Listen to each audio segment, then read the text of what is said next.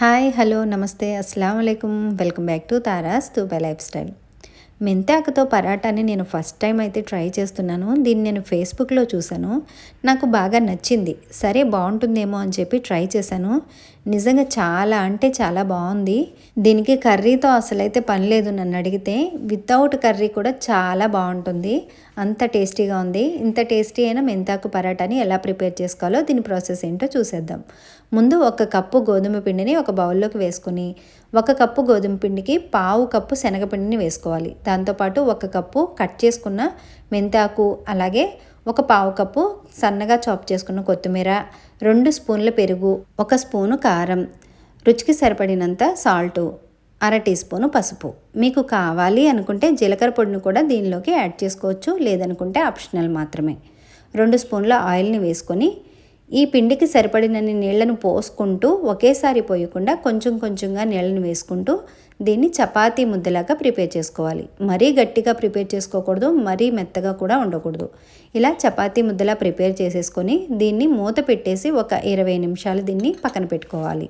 20 నిమిషాల తర్వాత చపాతీ పిండిని ఎప్పుడు చేసుకుంటున్నా సరే ఇలా కలుపుకున్న తర్వాత ఇలా చేతులకి అంటుకోకుండా సాఫ్ట్గా ఉండాలి. ఇలా ఉంటేనే చపాతీ చాలా సాఫ్ట్గా మెత్తగా వస్తుంది. ఇంకేముందండి, కొంచెం కొంచెంగా పిండిని తీసుకొని చపాతీ ఇలా ప్రిపేర్ చేసేసుకొని పెనం పైన పెట్టుకొని చక్కగా మంచిగా గోల్డెన్ కలర్ వచ్చేలాగా 2 వైపులా దీన్ని బాగా కాల్చుకోవాలి.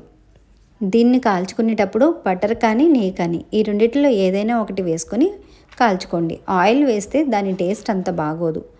నేను ఫస్ట్ టైం ట్రై చేశాను కదా, మెంతాకు వేసాను అన్న ఫీలింగ్ అసలు రాలేదు. నిజంగా అంత టేస్టీగా ఉంది.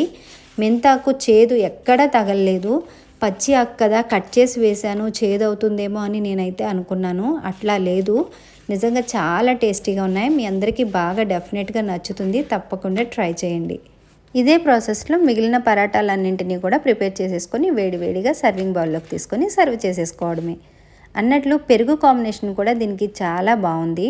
పెరుగులోకి కాస్త జీలకర్ర పౌడరు, కొద్దిగా సాల్ట్ వేసుకొని బాగా మిక్స్ చేసుకొని ఈ పరాటాని డిప్ చేసుకొని తింటే చాలా బాగుంది. మీరు కూడా తప్పకుండా ట్రై చేయండి. నేను చేసిన ఈ రెసిపీ మీకు ఎలా అనిపించిందో కామెంట్ చేయండి. నేను చేసిన ఈ రెసిపీని లైక్ చేయండి, అలాగే మీ ఫ్రెండ్స్ అండ్ ఫ్యామిలీతో షేర్ చేసుకోండి.